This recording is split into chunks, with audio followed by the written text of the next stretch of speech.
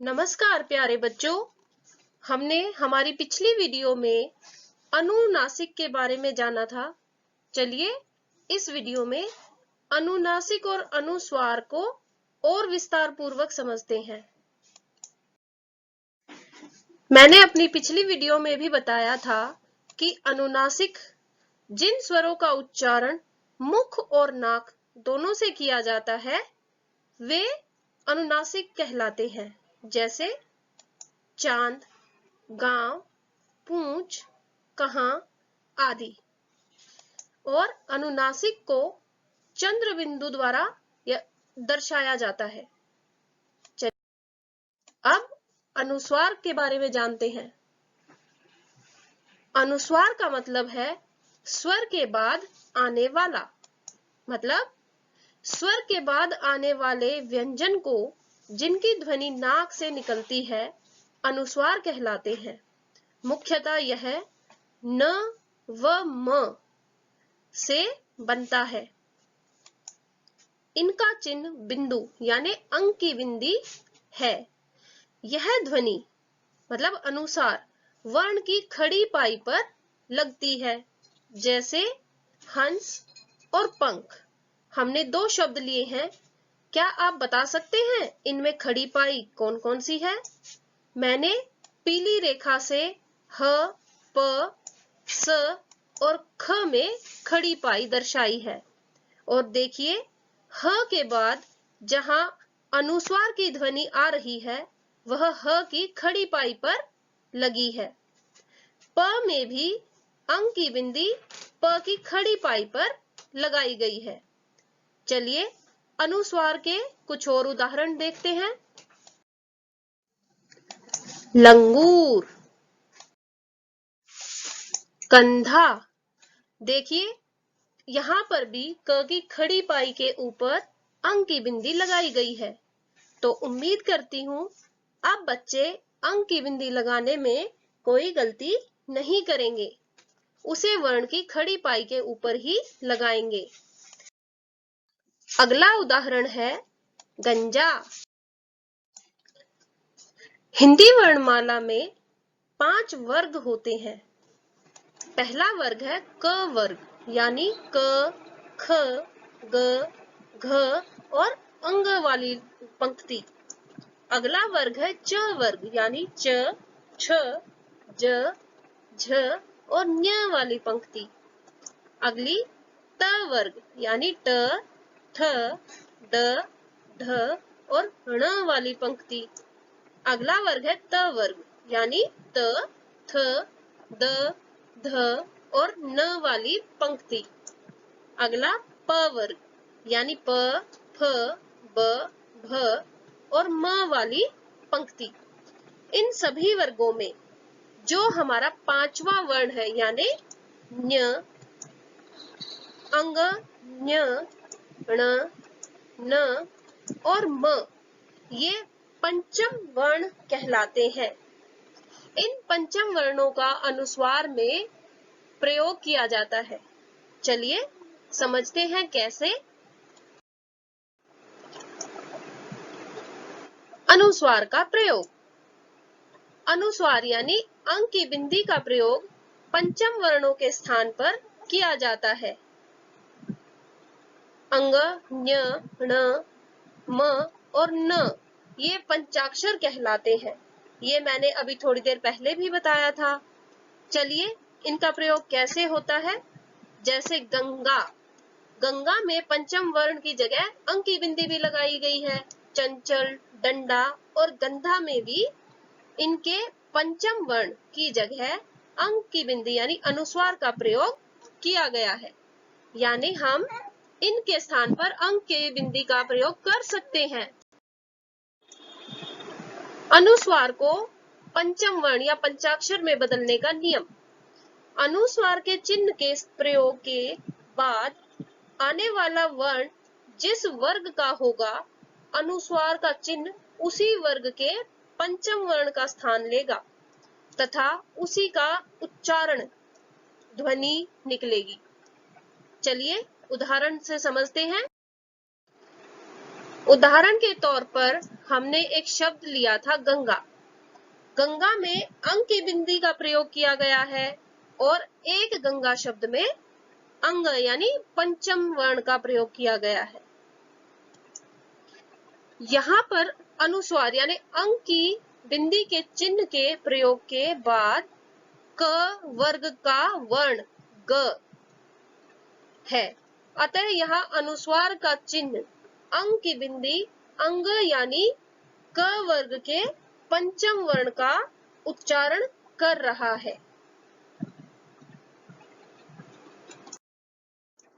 चंचल, चंचल में भी अंग की बिंदी यानी अनुस्वार के बाद च वर्ग का पहला वर्ण च लिखा है, इसीलिए इसमें च वर्ग के पंचम वर्ण की ध्वनि का उच्चारण हो रहा है।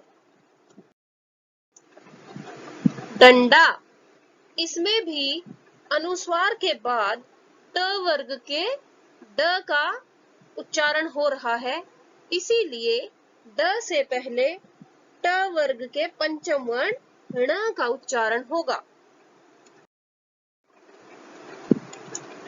गंदा,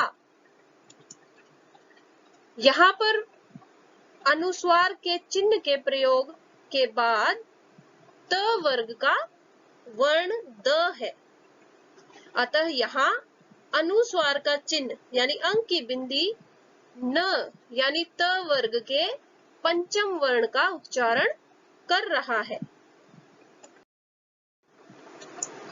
कंपन, एक और शब्द है ऐसा ही भूकंप। यहाँ पर अनुस्वार के प्रयोग के बाद प वर्ग का वर्ण प है, अतः यहाँ अनुस्वार का चिन्ह यानी अंग की बिंदी म यानी प वर्ग के पंचम वर्ण का उच्चारण कर रहा है। कुछ अन्य नियमों के बारे में जानते हैं। जब पंचम वर्ण एक साथ दो बार आ जाता है तो वह अनुस्वार में नहीं बदलता, जैसे भिन्न, सन्न, निकम्मा, अम्मा, प्रसन्न, अन्न, सम्मेलन आदि को प्रसन्न, अन्न, सम्मेलन इस तरह नहीं लिखा जा सकता।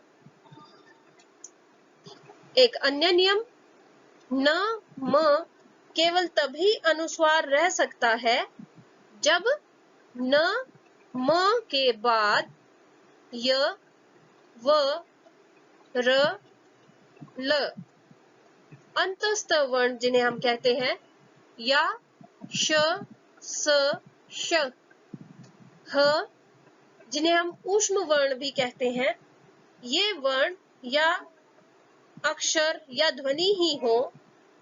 उदाहरण हंस, अंश, नृशंस, वंश, दंश, फुंसी, फैंसी, पंसारी, भ्रंश, संस्कार, संस्करण, संस्मरण, संसर्ग, संयोग आदि।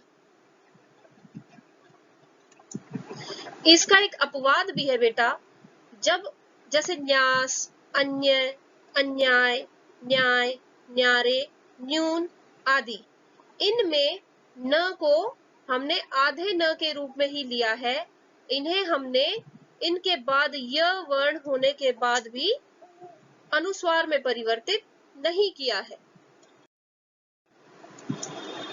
अनुस्वार को प्रयोग करने का एक अन्य नियम है, हमें यह ध्यान रखना चाहिए कि संयुक्त वर्ण दो व्यंजनों से मिलकर बनता है, जैसे त जमा र बना त्र, ज जमा न्य मिलकर बनता है ज्ञ।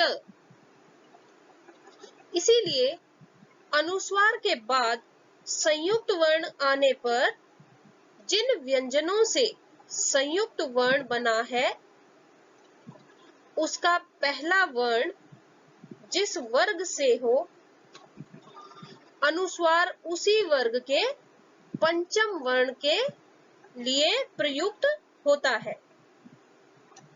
जैसे मंत्र, मंत्र शब्द में म जमा अंकी बिंदी जमा त्र और त्र बना है त जमा र से।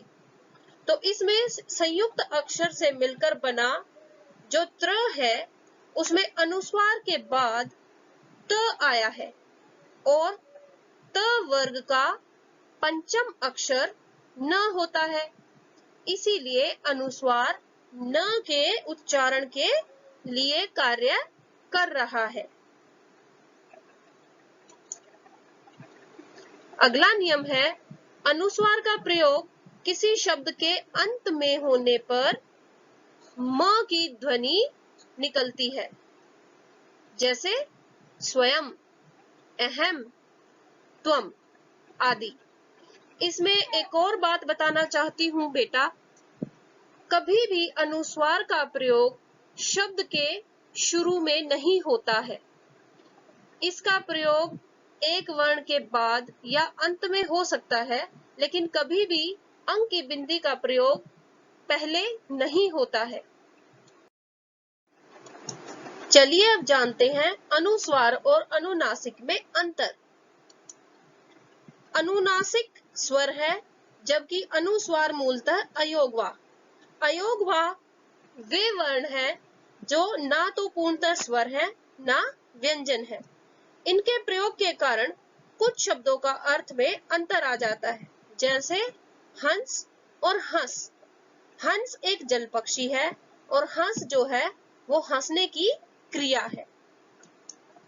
दूसरा अंतर है अनुनासिक को चंद्र बिंदु जो है उसको परिवर्तित नहीं किया जा सकता है, जबकि अनुस्वार यानी अंक की बिंदी को वर्ण में बदला जा सकता है। हमने पीछे उदाहरणों में भी देखा कि अंक की बिंदी को हमने न बदला है कई बार। अगला अंतर है अनुनासिक का प्रयोग केवल उन शब्दों में ही किया जा सकता है जिनकी मात्राएं शिरोरेखा से ऊपर ना लगी हों। यानी जो अक्षर के ऊपर डंडा खींचा जाता है, लाइन खींची जाती है, उसके ऊपर अगर मात्रा लगी है तो अनुनासिक का प्रयोग नहीं हो सकता, चंद्र बिंदु का प्रयोग नहीं हो सकता। जिन शब्दों में आ की मात्रा, छोटे उ की मात्रा, बड़े उ की मात्रा या री की मात्रा का प्रयोग किया गया है, चंद्र बिंदु का प्रयोग सिर्फ वहीं पर हो सकता है। जैसे उदाहरण के रूप में हंस, चांद, पूंछ। शिरोरेखा से ऊपर लगी मात्राओं वाले शब्दों में अनुनासिक के स्थान पर अनुस्वार यानी अंक की बिंदी का प्रयोग होता है। जैसे गोंद, इसमें देखिए मात्रा जो है शिरो रेखा के ऊपर है, इसलिए यहाँ चंद्र बिंदु नहीं लगेगी क्योंकि यहाँ स्थान की कमी है, तो यहाँ अंक की बिंदी लगेगी। कोमपल, जबकि अनुस्वार हर तरह की मात्राओं वाले शब्दों पर लगाया जा सकता है। आज के लिए बस इतना ही प्यारे बच्चों, धन्यवाद।